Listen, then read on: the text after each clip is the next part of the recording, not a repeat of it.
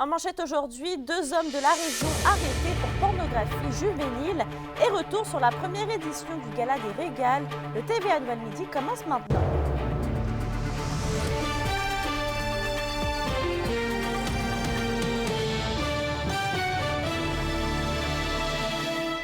Bonjour à vous et bienvenue parmi nous. 2 hommes de la région ont été arrêtés lundi et mardi dernier en lien avec de la pornographie juvénile dans le cadre d'une vaste opération de la Sûreté du Québec qui a été menée tout au long de la semaine dans une vingtaine de villes dans la province. Les policiers ont réalisé plusieurs perquisitions au domicile des suspects et du matériel informatique a été saisi pour analyse. Les individus, dont l'un réside à Rouyn-Noranda et l'autre à Val-d'Or, ont comparu au palais de justice pour faire face à des accusations de production, possession, distribution, mais aussi d'accès à de la pornographie juvénile. Et à travers le Québec, ce sont quand même 26 personnes qui ont été épinglées par le corps de police. On passe en santé. Québec rend accessible des trousses pour détecter plus de 200 substances intoxicantes, dont le GHB, et ce, dans l'ensemble des urgences de la province. Cette annonce a été faite aujourd'hui conjointement par le ministre de la Santé, Christian Dubé, la ministre responsable de la Condition féminine, Martine Biron, ainsi que le ministre de la Sécurité publique, François Bonnardel. Ces trousses permettront de faciliter le signalement des agresseurs auprès des corps policiers pour les victimes d'intoxication à leur insu et de mieux accompagner ces dernières. Les tests seront réalisés à partir d'un prélèvement d'urine pour tenter de détecter des substances psychoactives. On se tourne à Val-d'Or maintenant. C'était ce matin que se déroulait le 29e déjeuner des pompiers et plus de 1700 personnes se sont rendues sur place pour déjeuner en communauté, mais aussi pour donner pour la cause des paniers de Noël. Plusieurs personnalités publiques de la communauté val-d'orienne y étaient, notamment des représentants aussi de la ville et des membres des services d'urgence assuraient le service des repas. Et sur place, les organisateurs ont également annoncé que l'édition de cette année a battu un record d'achalandage. Écoute, je suis très content. La population est encore au rendez-vous encore cette année. Je pense que c'est pour une bonne cause. Comme que je dis tout le temps, tous les argents qui sont ramassés, ça s'en va directement pour le comité des paniers, qui eux autres vont faire dans le fond de distribution. Puis les gens, c'est une source de réunion aussi avant les fêtes. Dans le fond, tout le monde vient déjeuner. C'est un engouement parce que de venir déjeuner à Caserne, ça fait complètement différent. Fait que, écoute, je pense qu'on est victime d'un succès. Le service Uber Eats débarque dans la région. L'application a confirmé hier l'expansion de son réseau dans 8 nouvelles villes québécoises, dont ici à Rouyn-Noranda. C'est donc une nouvelle option pour les Rouyn-Norandiens qui désirent se faire livrer des repas de restaurant à domicile 3 ans après l'arrivée du service DoorDash. L'entreprise est d'ailleurs à la recherche de nombreux livreurs sur le territoire. Et c'est aujourd'hui que le psychologue de Rouyn-Noranda, Danny Desrochers, s'envole pour le Brésil. Celui qui est aussi chargé de projets en corporation internationale pour l'organisme Alliance Corcovado mène un projet de création d'une école de musique et supporte un centre communautaire dans un bidonville. L'entreprise Odette Ignite de Rouyn-Noranda se joindra également à l'effort. La semaine prochaine, des membres de l'entreprise iront rejoindre M. Desrochers au Brésil afin de commencer les travaux de réparation du centre communautaire. Non, je m'en vais taper la traîne, je m'en vais acheter le matériel. Moi, ce que je veux, c'est quand ils vont arriver, qu'on se mette au travail parce qu'on n'a pas une fenêtre de temps qui est énorme. L'école est déjà bien installée, tout va bien. Fait que là, on peut aller donner de notre temps, de notre argent pour aider à rénover le centre d'accueil parce qu'il y a besoin d'amour. Ils ont besoin d'amour parce qu'il n'y a aucune subvention gouvernementale. Ça vit avec les dons du quartier, donc ça survit avec les dons du quartier. Fait qu'on va les donner un coup de pouce. Parlons transport, puisque ça fait déjà 6 mois que le service de déplacement par autobus est offert gratuitement à Rouyn-Noranda. Et la ville remarque une augmentation de l'achalandage et poursuit ses efforts pour attirer encore plus d'usagers. Les détails avec Alexandre Cabana. Déjà, on voit une augmentation de l'achalandage. On est bien heureux de ça. Seulement 6 mois après le début du transport en autobus gratuit à Rouyn-Noranda, l'achalandage enregistre une hausse de plus de 30 %. Des nouvelles encourageantes pour le seul service d'autobus de ville de la région qui avait connu des temps difficiles ces dernières années. C'est un beau service. Puis, c'était une décision politique, mais aussi écologique. À l'ère des changements climatiques, le prix de l'essence et tout ça, On trouve vraiment que c'est une belle solution. Je dirais qu'avec la gratuité, là, on voit vraiment une montée en popularité pour notamment la population étudiante, les travailleurs. Bien, ça fonctionne et je pense qu'il y a encore de la place pour que ça fonctionne encore plus. Puis présentement, bien, là, c'est vrai que l'essayer, ça ne coûte rien. Donc, il n'y a pas meilleur moment que présentement pour essayer le service d'autobus de ville. Le groupe Autobus Maheu s'est récemment vu octroyer par la Ville le contrat pour doubler les heures de service et remplacer les 2 autobus par 5 minibus.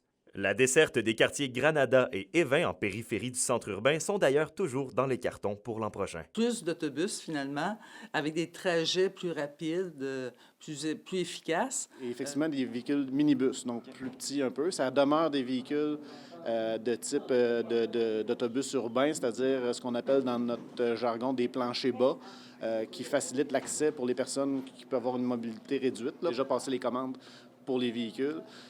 Et même si on est plusieurs mois à l'avance, le contrat prévoyait une mise en œuvre du nouveau service au 1er juillet, mais on sait déjà que le fabricant ne pourra pas assurer la livraison à cette date-là. J'ai entendu des parents dire l'autre jour, on a fait l'expérience avec nos enfants. Bien, ça a été génial. Alors, j'invite vraiment les gens. La Ville de Rouyn-Noranda confirme qu'elle fera le point sur son service d'autobus au mois de mai prochain, notamment concernant son efficacité. Reste à voir d'ici là si les gens seront de plus en plus nombreux à tenter l'expérience. Alexandre Cabana, RNC Nouvelles, à Rouyn-Noranda. Et c'est hier soir que se tenait la première édition du Gala des Régals au Théâtre du Cuivre de Rouyn-Noranda. La mission est de récompenser chaque année les artistes, organismes, citoyens et projets culturels de la ville qui se sont démarqués. Animés par Pascal-Louis Binette et Isabelle Trottier, ce sont 9 prix au total qui ont été distribués, notamment dans les catégories bénévoles de l'année remportées par Louise Vézina, artiste de l'année remportée par la formation Éon des jeunes, ainsi que pilier de la culture qui récompense l'implication dans le milieu culturel depuis plus de 50 ans de M. Charles Tanguay. Fébrile, mais là, le stress est un peu passé, donc ça va bien, là, présentement. Très content de tous ceux qui ont pensé à me procurer ce grand honneur, et puis ça me touche au cœur énormément.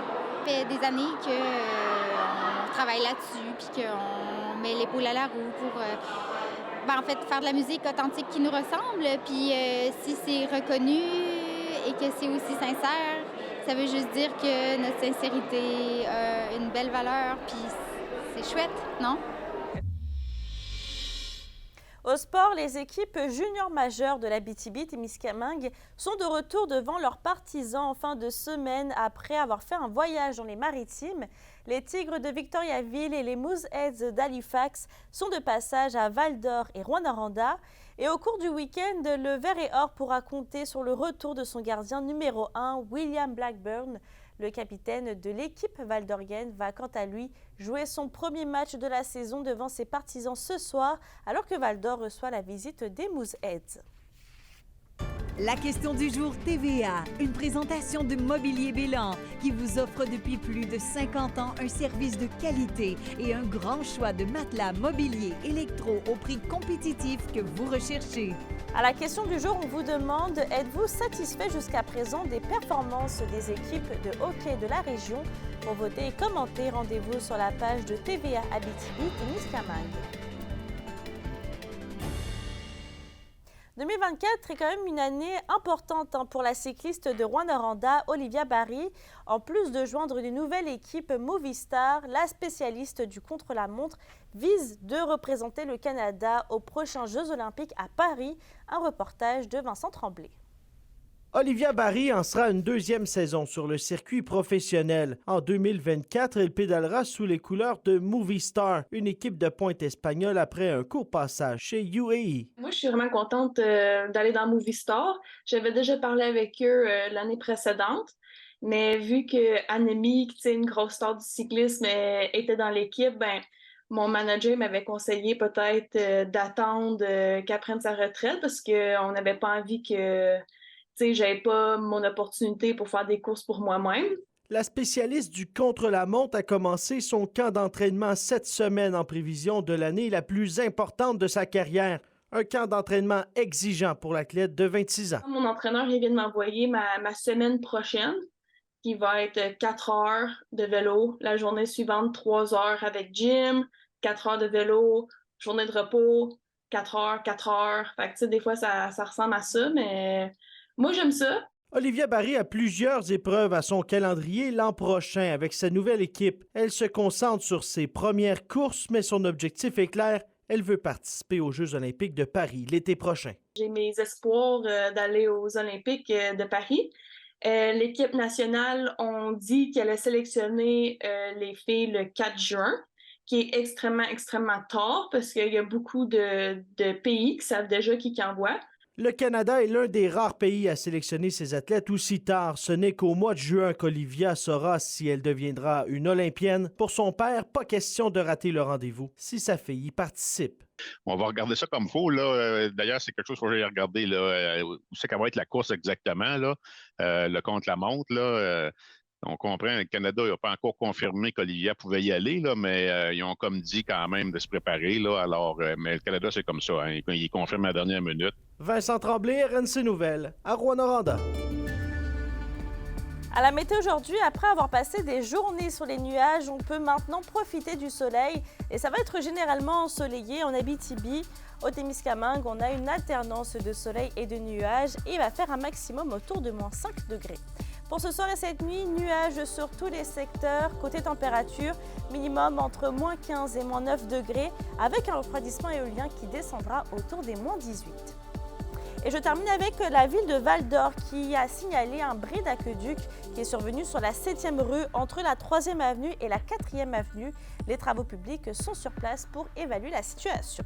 Sur ce, je vous souhaite de passer une bonne journée, puis on se dit à tout à l'heure.